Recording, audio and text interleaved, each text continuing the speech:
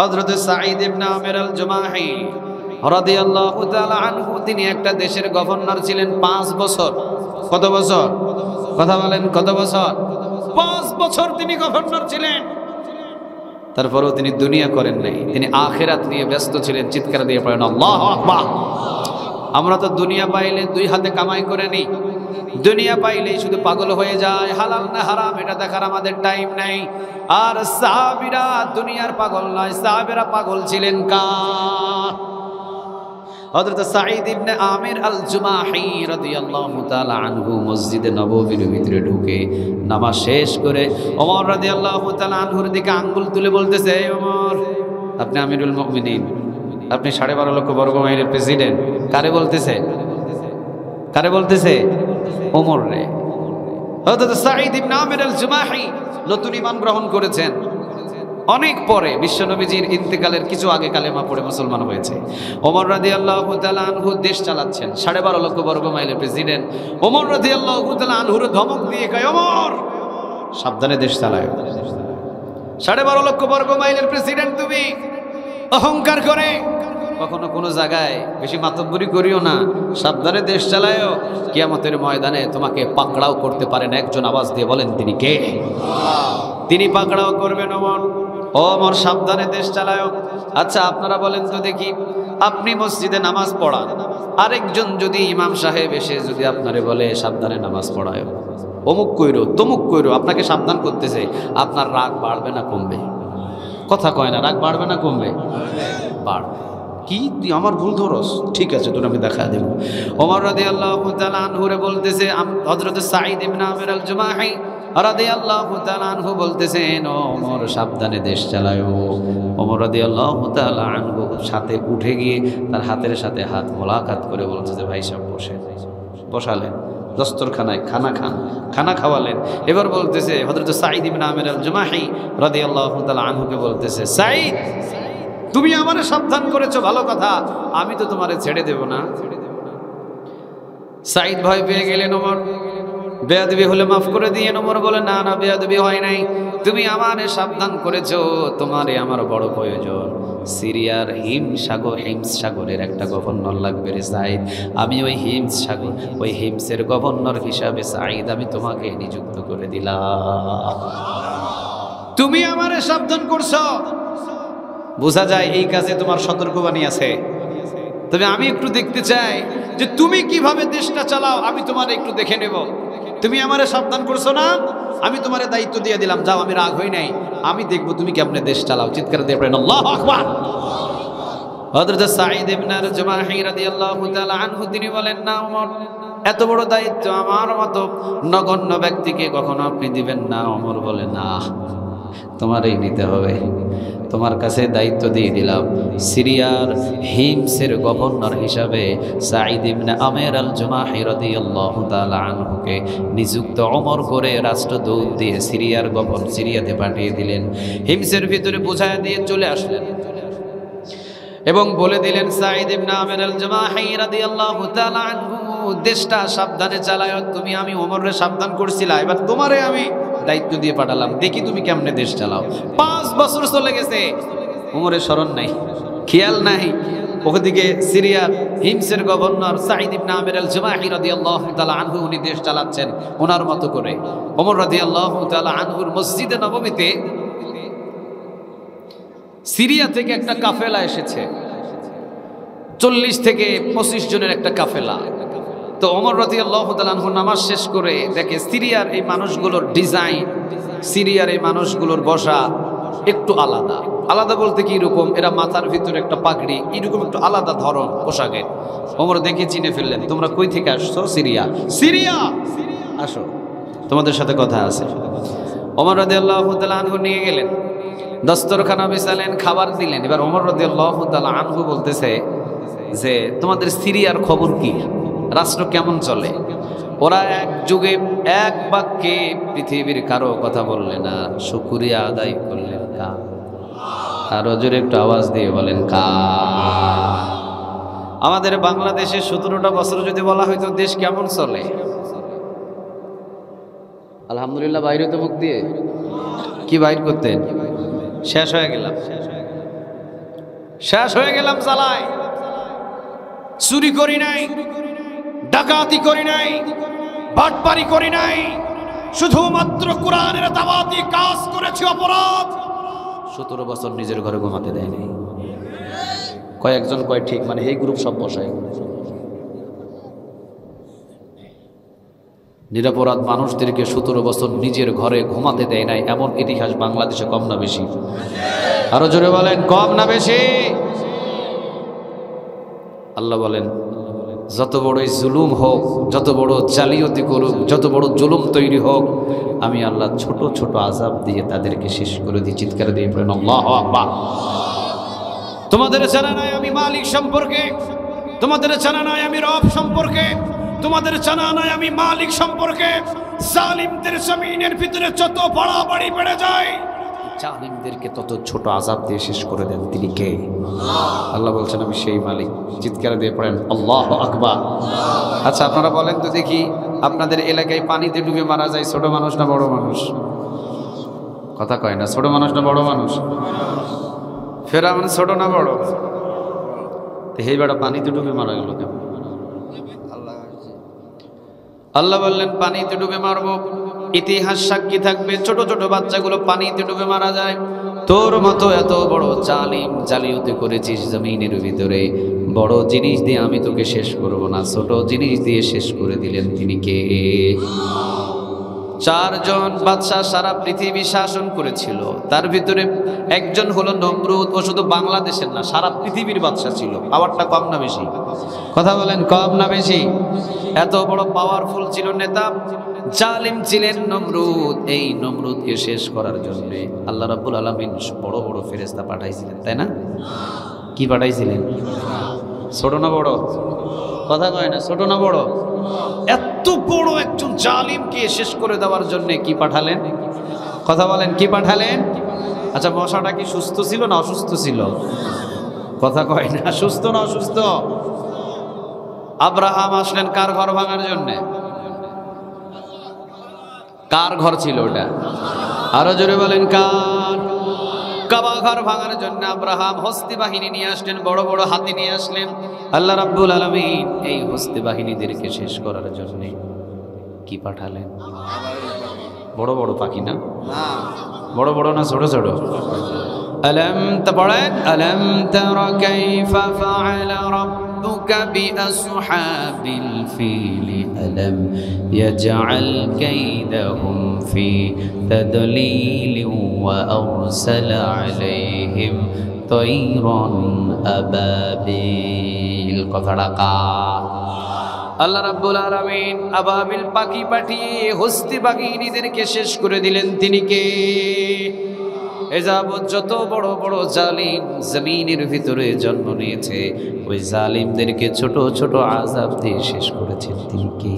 আল্লাহ। মুফাসসিরিনে কেরাম বলছেন 17 বছর পর্যন্ত জালিয়াতি করেছে বাংলার জমিনের ভিতরে। আল্লাহ কখনো জালিমদেরকে পানি দ্বারা শেষ করেন, কখনো জালিমদেরকে আল্লাহ মশা দ্বারা শেষ করেন, কখনো জালিমদেরকে আবাবিল পাখি দ্বারা শেষ করেন, কখনো জালিমদেরকে আসমান থেকে বৃষ্টি দিয়ে শেষ করে দেন, আবার কখনো জালিমদেরকে বৃষ্টি দেন না, মশা দেন না, আবাবিল পাখিও পাঠান না, ভিতরে শুধু একটু ভয় ঢুকিয়ে দেন। ভয়ের ঠেলায় দুপুরে 18 রকমের খাবারের রান্না করে খাবার না খেয়ে পিছনের দরজা দিয়ে পালাতে বাধ্য হয়ে যা। এই ভয়টা ছিল কার? আরো জোরে বলতে হবে কার? আল্লাহ বলছেন নমরুদকে শেষ করেছি মূসা দ্বারা। ফেরাউন এত বড় জালিম ছিল, পানিতে চুবিয়ে চুবিয়ে তাকে শেষ করে দেওয়া হয়েছে। কারণ আমার ইসলামী কাজে, দ্বীন কায়েমের কাজে এযাবৎ যারাই বাধা হয়ে দাঁড়িয়েছে, জমিনের মানুষ দিয়ে তাদেরকে আমি শায়েস্তা করি নাই, আসমান থেকে আযাব পাঠিয়ে তাদেরকে থামিয়ে দিয়েছেন। তিনি কে? আচ্ছা ওই আল্লাহ এখনো আছে না নাই? সবাই তো বলেন ওই আল্লাহ এখনো আছে না নাই? বাংলাদেশের ছাত্র আন্দোলন সমন্বয়ক ছাত্ররা বলেছিলেন পদত্যাগ চাই। আল্লাহ রাব্বুল আলামিন বললেন যে না রে বোকা, পদত্যাগ দিলে তো হক আদায় হবে না। লা তাখুযুহু সিনাতুম ওয়ালা নাওম, তোরা ঘুমিয়েছিলি 17 বছর পর্যন্ত, কিন্তু লা তাখুযুহু সিনাতুম ওয়ালা নাওম, আমি আল্লাহর ঘুম নাই, তন্দ্রামিও নাই, রাত দিন 24 ঘন্টা দেখেছি। 17টা বছর পর্যন্ত আয়না ঘরে কতটা অন্যায় হয়েছে, কতটা অত্যাচার হয়েছে, কত মায়ের বুক খালি হয়েছে। ছাত্র আন্দোলন তোরা করেছিস, তোদের চাহিদা ছিল শুধুমাত্র পদত্যাগ, কিন্তু এই জালিমের পদত্যাগ দিয়ে হক আদায় হয় না, এটাকে করতে হবে দেশ ত্যাগ। সিদ্ধান্তটা কার? আরো জোরে আওয়াজ দিয়ে বলেন কার?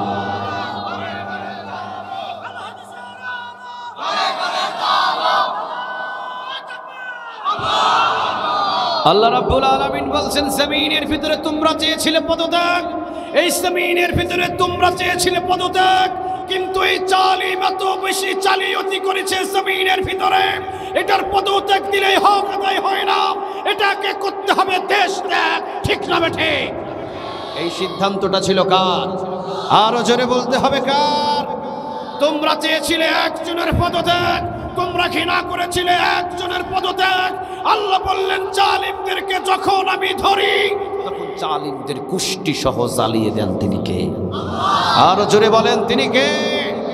আল্লাহ বললেন, কিছু কিছু জালিমদেরকে পানিতে ডুবিয়ে শেষ করে দিয়েছি, মূসা দ্বারা শেষ করে দিয়েছি। আব্রাহামের একজন বাহিনী বাড়িতে ফিরতে দিই নাই। এই জালিয়াতিও যা জালিয়াতি করেছে জমিনে, আমি শুধুমাত্র একজনকে দেশ ত্যাগ করাই নাই, গোষ্ঠী সহ রাতের অন্ধকারে পালাতে বাধ্য হয়েছে। শুধু তাই নয়, এমন ভয় আমি আল্লাহ ঢুকিয়ে দিয়েছি, মসজিদের খতিব পর্যন্ত পালাতে বাধ্য হয়েছে। বাইতুল মুকাররমের ইমাম পালাই নাই? কথা বলেন না কেন? পালাই নাই? কোন এলাকায় আসলাম, দেশের খবর মনে হয় রাখেন না, খালি চাইল টাইল রান্না করেন আর খান। হ্যাঁ, বাইতুল মুকাররমের ইমাম আছে না পালাইছে? কথা বলেন, আছে না পালাইছে? আচ্ছা, চিন্তা করেন, গোষ্ঠী সহ আল্লাহ যখন ধরে গোষ্ঠী সহ শেষ করে দেয়, এমন পরিস্থিতি করেছে রাতের অন্ধকারে তেলা পোকা মার্কা নেতাগুলাও পালাতে বাধ্য হয়েছে। আচ্ছা বলেন তো দেখি, এদেরকে শেষ করলেন তিনি কে? আরো জোরে বলতে হবে, তিনি কে? এই জন্য একটা জিনিস স্মরণে রাখবেন, একটা জিনিস কান খাড়া করে স্মরণে রাখবেন, জমিনের উপরে দিন কায়েমে পৃথিবীতে যারাই বাধা হয়ে দাঁড়াবে, তাদের বিরুদ্ধে জমিন থেকে যুদ্ধের ঘোষণা দেওয়ার আগে যুদ্ধের ঘোষণা দেন তিনি কে? কারণ কোরআনটা কার? আরো জোরে বলেন কার? নমরুদ দাওয়াত, নমরুদের সামনে গিয়ে দাওয়াত দিয়েছিলেন, পড়ে নাও লা ইলাহা। মুসা আলাইহিস সালাম দাওয়াত দিয়েছিলেন, পড়ে নাও লা ইলাহা।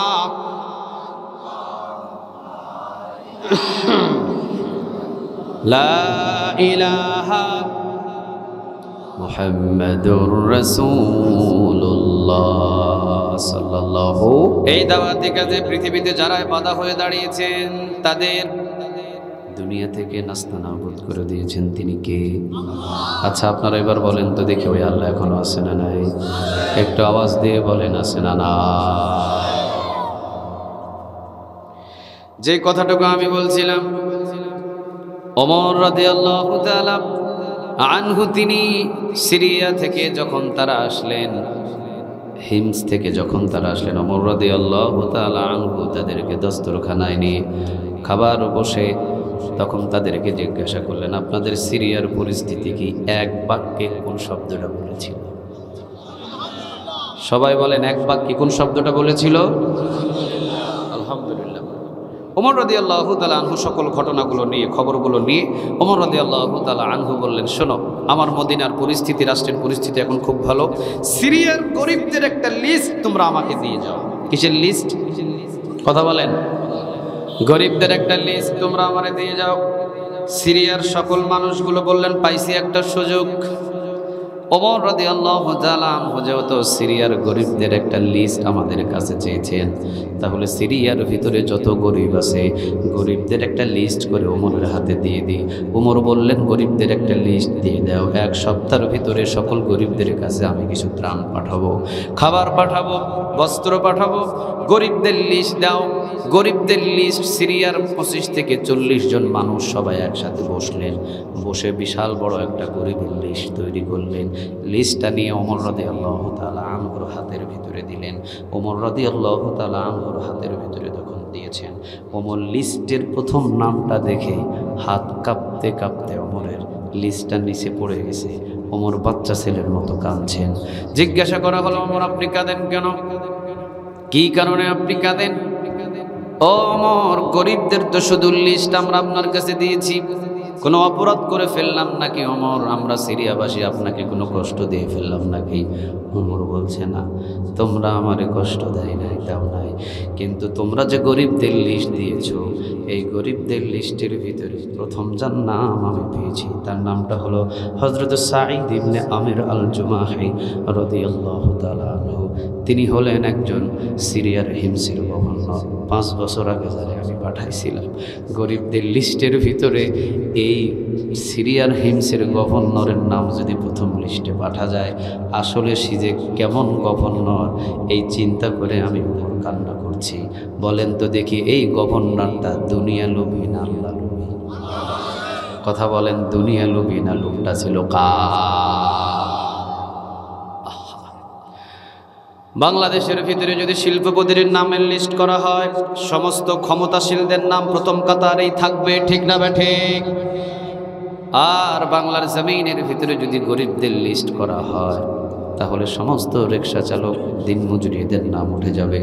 অথচ সিরিয়ার হিমসের যিনি গভর্নর সাঈদ ইবনে আমির আল জুমাহি রাদিয়াল্লাহু তাআলা আনহু, ওদের নামটা লিস্টের, গরিবদের লিস্টের প্রথম নম্বরে উঠে গেছে। সিরিয়ার সকল মানুষগুলো বলছেন, ওয়াল্লাহি আল্লাহর কসম ওমর, এই সিরিয়ার হিমসের ভিতরে সবচেয়ে বড় যদি গরিব থাকে, সেটাই হলো হযরত সাঈদ ইবনে আমির আল জুমাহি রাদিয়াল্লাহু তাআলা আনহু।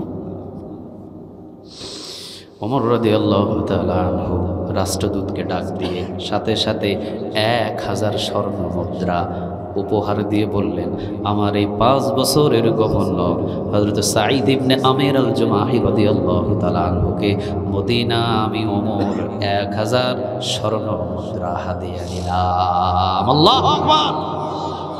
1000 স্বর্ণ মুদ্রা, 1000, একটা স্বর্ণ মুদ্রা 3.5 ভরি। আল্লাহু আকবার বলতেছেন না? না না, আপনার ঘরে তো হাজার হাজার ভরি স্বর্ণ আছে, আপনি আল্লাহু আকবার কেন বলবেন? একটা স্বর্ণ মুদ্রা যদি হয় 3.5 ভরি, 1000 স্বর্ণ মুদ্রা হযরতে সাঈদ ইবনে আমির আল জুমাহি রাদিয়াল্লাহু তাআলা আনহুকে ওমর হাদিয়া দিয়েছেন 3500 ভরি স্বর্ণ। সারা বাংলাদেশ তালাশ করলে মনে হয় 3500 ভরি স্বর্ণ খুঁজে পাওয়া কঠিন হয়ে যাবে, ঠিক না ঠিক? হযরত সাঈদ ইবনে আমির আল জুমাহি রাদিয়াল্লাহু তাআলা আনহুকে মদিনা রাষ্ট্র থেকে ওমর হাদিয়া দিলেন, 1000 স্বর্ণ মুদ্রা নিয়ে যাও। রাষ্ট্রদূত 3 জন চলে গেলেন। 2 থেকে 3 দিনের ভিতরে সিরিয়াতে হিমসের গভর্নরের বাড়িতে দরজায় নক করছে।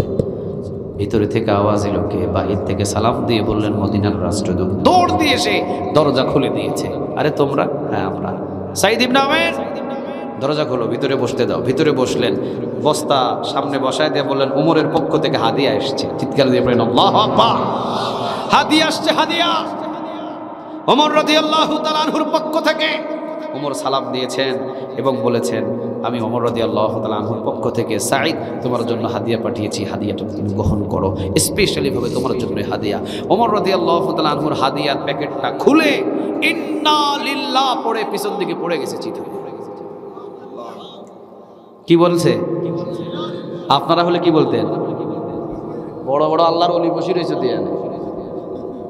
আপনারা হলে কি বলতেন? আমি হলে 1000 বার আলহামদুলিল্লাহ বলতাম। আপনারা হলে কি বলতেন?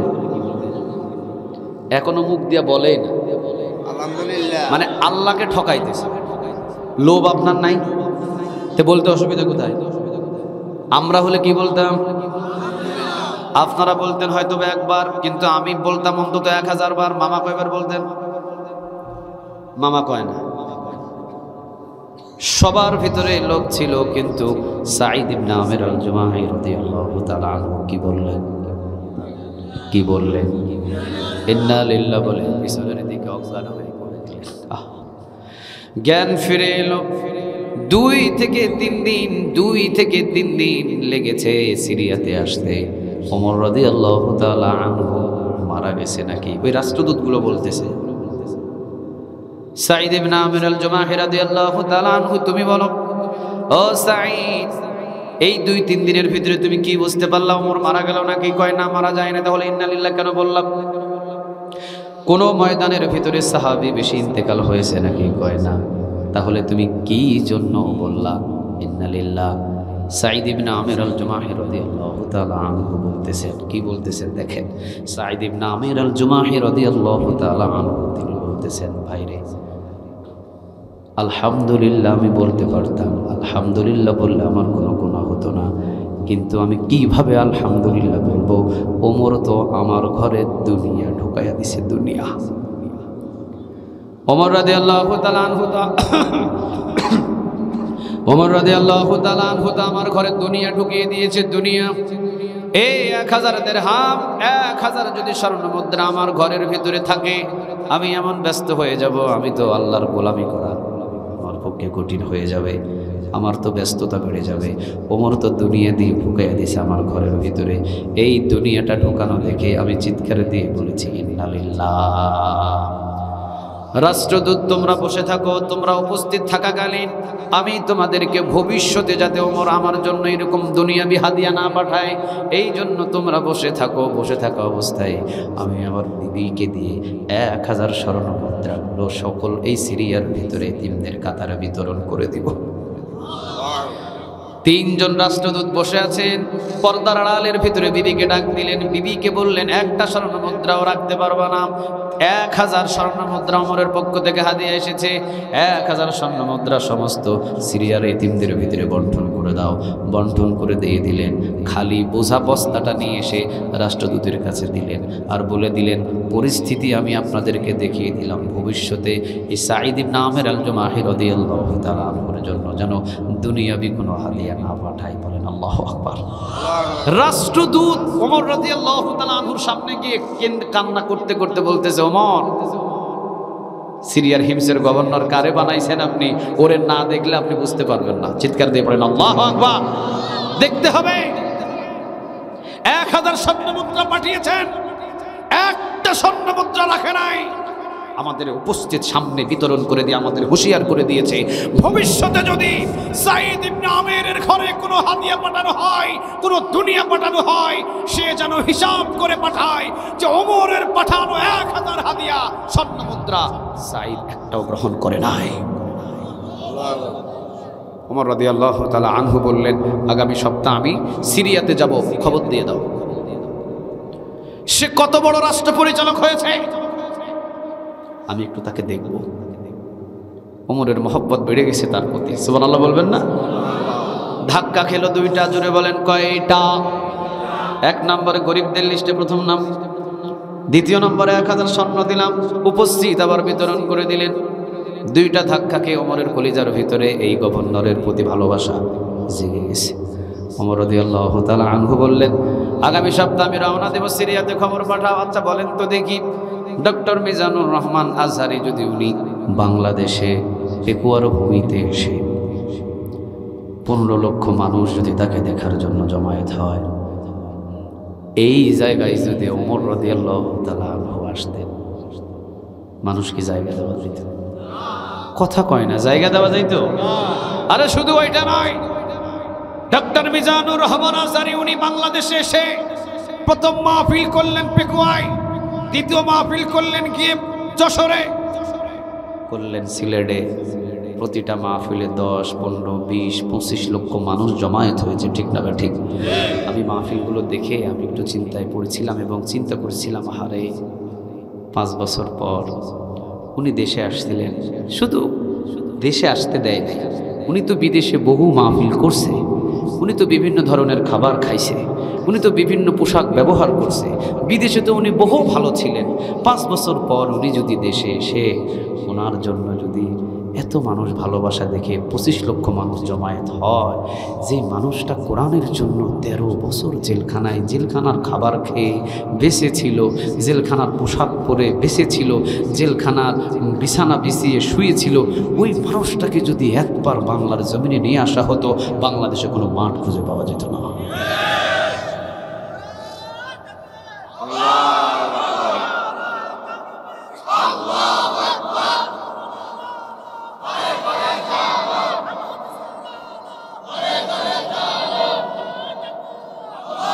আল্লাহ তুমি কবুল করো, আরো জোরে বলেন আমিন। ওমর রাদিয়াল্লাহু তাআলা আনহু তিনি যাবেন সিরিয়ায়, খবর পাঠালেন। এখন বলেন ওমরের দেখার জন্য মানুষ জমায়েত হবে কম না বেশি? আরো জোরে বলেন কম না বেশি? কোন দিন আসবেন ওমর? প্রতিদিন পথ চায়, কিন্তু ওমর বলেছেন 1 সপ্তাহের ভিতরে ওমর ঢুকবেন সিরিয়ায়। ওমর রাদিয়াল্লাহু তাআলা আনহু তারিখও দিলেন, অমুক তারিখ। ওমর রাদিয়াল্লাহু তাআলা আনহুর জন্য বসার ব্যবস্থা করা হলো, বড় একটা মাঠের ব্যবস্থা করা হলো। ওমর আসলেন সাথী সঙ্গীদেরকে নিয়ে। ওমর রাদিয়াল্লাহু তাআলা আনহু তিনি প্রবেশ করলেন সিরিয়ার ভিতরে। সিরিয়ার হিমস, এই হিমসটা ছিল এত ধনাঢ্য একটা এলাকা, যেমন বাংলাদেশের ভিতরে রাজধানীর নাম কি? ঢাকা। ঢাকার ভিতরে আবার কিছু কিছু জায়গা আছে একটু ধনী এলাকা, ঠিক না বেঠিক? জায়গার দাম কোটি কোটি টাকা। কোন কোন জায়গা বলেন তো দেখি? এই গুলশান বা উত্তরায় আশেপাশে এগুলো জায়গা মূল্যবান বেশি না? এই সিরিয়ার ভিতরে হিমস, এই জায়গাটা সবচেয়ে সিরিয়ার দামি জায়গা, ধনাঢ্য জায়গা। এই জায়গার গভর্নর করে পাঠিয়েছেন হযরত সাঈদ ইবনে আমের আল জুমাহি রাদিয়াল্লাহু তাআলা আনহুকে। অথচ উনি 5 বছরে গরিবদের লিস্টের প্রথম জায়গায় নাম তার। ওমর বলতেছে আমাকে দেখতে হবে। আসছেন হিমসের ভিতরে, বসছেন লক্ষ হাজার হাজার মানুষ সিরিয়ায় ওমরকে দেখার জন্য প্রস্তুত। ওমর বসেই ওমর রাদিয়াল্লাহু তাআলা আনহু তাকিয়ে দেখলেন সিরিয়ার হিমসের গভর্নর সাঈদ ইবনে আমের আল জুমাহি রাদিয়াল্লাহু তাআলা আনহু।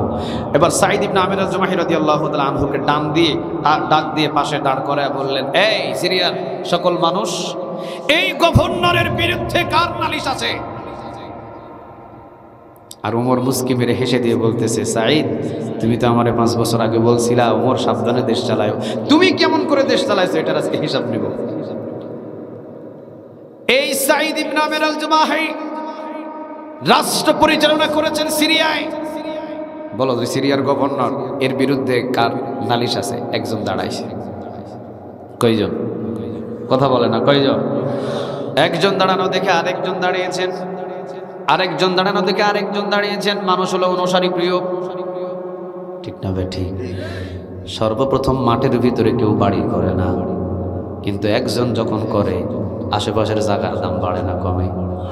বাড়ে। এখন আরেকজন করে, আরেকজন করে, আরেকজন করে। মানুষ তো অনুসারী প্রিয়, করতে করতে একটা পাড়া মহল্লা তৈরি হয়ে যায়, ঠিক না বেঠিক? একজন দাঁড়িয়েছেন, একজনকে দেখে আরেকজন দাঁড়িয়েছেন, আরেকজনকে দেখে আরেকজন দাঁড়িয়েছেন, 4-5 জন দাঁড়িয়ে গেছেন। ওমর বলছেন, কি ব্যাপার? সাঈদ ইবনে আমের আল জুমাহি রাদিয়াল্লাহু তাআলা আনহু এমনি নিচের দিকে তাকিয়ে আছে। মানুষ না জানতেই ভুল হতে পারে। ওমর রাদিয়াল্লাহু তাআলা আনহু বলছেন, সাঈদ 5টা বছর কিভাবে রাষ্ট্র পরিচালনা করলা? এই 5 বছরের রাষ্ট্র পরিচালনায় এতজন মানুষ তোমার অভিযোগ দিচ্ছে। আচ্ছা তোমার কি অভিযোগ? 5 জন দাঁড়িয়ে বলছে আমাদের 5 জনের অভিযোগ একটা। কয়টা? কথা বলেন, কয়টা? একটা। আচ্ছা 5 জনের অভিযোগে একটা, তাহলে তুমি বলো। ওইবার দাঁড়িয়ে বলতেছে, ওমর সাঈদ ইবনে আমের আল জুমাহি 5 বছরের ভিতরে রাষ্ট্র পরিচালনা করতেছেন উনি, কিন্তু উনি প্রতি মাসে একদিন অফিসে আসে না। কয়দিন? কথা কয় না, কয়দিন? আর মামা সপ্তাহে যায় না কয়দিন? মামা প্রতিদিন। প্রতিদিন কেমন হইল? 1 সপ্তাহ যদি 2 দিন না যায়, মাসে কয়দিন হইল?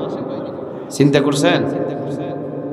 ওটা 2 দিন তো সরকারিভাবে পাইল, একদিন মাথা ব্যথার লাই আধা বেলা, এটা এমনি মাইনাস। আরেকদিন নিজের অমুক তমুক দিয়ে আরেকদিন কাটে গেছে। 3.5 দিন অফিস, 3.5 দিন ঘরে বসে থাকা, বেতন মসমসায় নিয়ে চলে আসতেছে, ঠিক না মামা?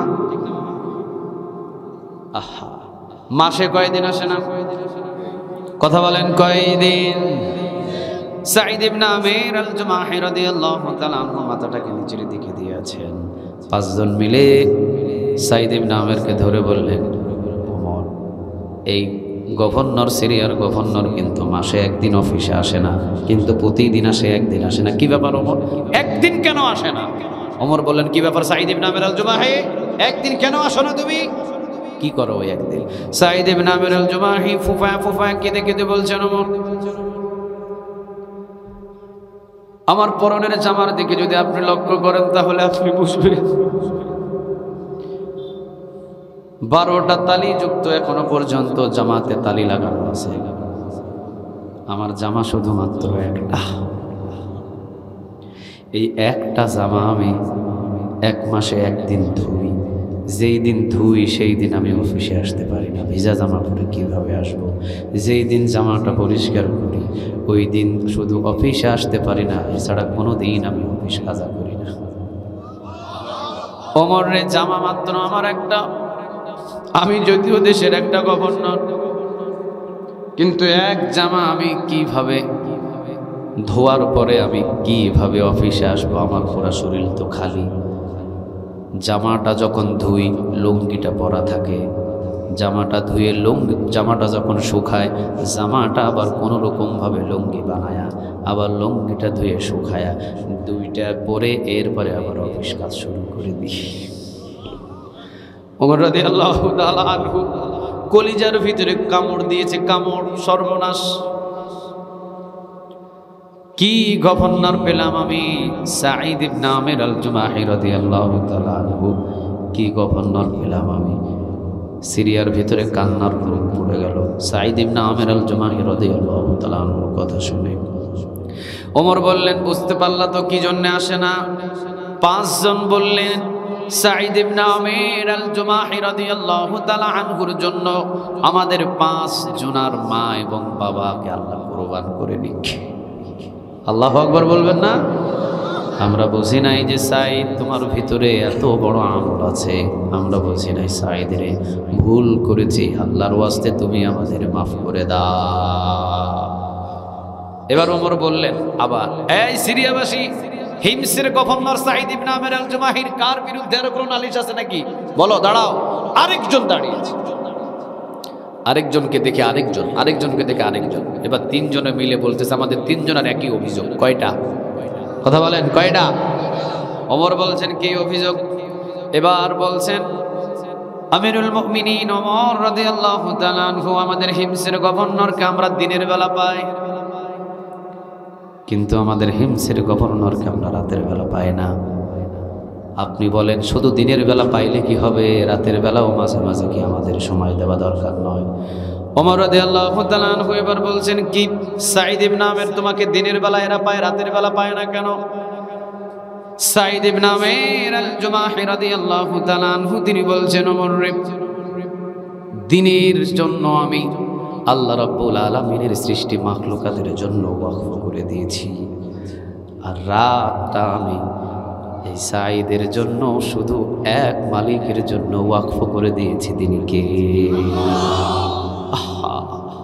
আরে দিনের বেলা আমি আমার মালিকের মাখলুকাতের খেদমত করি, রাতের বেলা আমাকে চাইলেও পাবে না ওমর, কারণ সারাদিন আমি মালিকের মাখলুকাতের খেদমত করেছি, রাতের বেলা কিন্তু আমাকে চাইলেই কেউ পাবে না, কারণ রাতের হক শুধু আমার এক মালিকের। তিনি কে?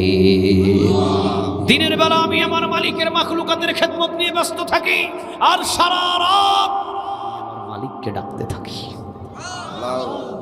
আমাকে চাইলেও পাবে না। 2টা ভাগ করেছেন, সারাদিন আমি আমার মালিকের মাখলুকাতের খেদমতে ব্যস্ত, আর রাতের বেলা আমি আমার মালিককে ডাকা নিয়ে ব্যস্ত। চিৎকার দিয়ে বলেন আল্লাহু আকবার। আপনি কি করতেছেন? একটা দেশের গভর্নর 2টা ভাগ করেছে জীবনটাকে, সারাদিন মালিকের মাখলুকাতের খেদমত, রাতের বেলা শুধু মালিকের খেদমত। আপনি কি করতেছেন? কোন দুনিয়া নিয়ে ব্যস্ত হয়ে আছেন? আল্লাহ বলছেন, ইন্নাদ দীনা ইনদাল্লাহিল ইসলাম। আল্লাহর মনোনীত ধর্মের নাম কি? আরো জোরে বলতে হবে, আল্লাহর মনোনীত ধর্মের নাম কি? জীবন দেব, জীবন দেব, প্রয়োজনে ফাঁসির মঞ্চে যাব, প্রয়োজনে শত শত বছর জেলখানায় কাটাবো, প্রয়োজনে দেশ ত্যাগ করব, ইসলাম থেকে কখনো বাহির হব। আরো জোরে বলেন, বাহির হব। একজন দেশের গভর্নর কিভাবে সে নিজের জীবনটাকে সাজিয়ে ফেলেছে, আল্লাহ যেন গভর্নর থেকে আমাদের কিছু শিক্ষা দান করে, বলেন আমিন। আরো জোরে একটু আওয়াজ দিয়ে বলেন আমিন। এই জন্য আমি বলেছিলাম দুনিয়াটা নয়, দুনিয়াটা হলো একেবারেই তুচ্ছ। দুনিয়ার প্রেমে যারাই পাগল হবে তারাই ঠকে যাবেন, আর আখিরাতের প্রেমে যারা পাগল হবেন অটোমেটিক দুনিয়াটা তাদের দান করে দিবেন। তিনি কে?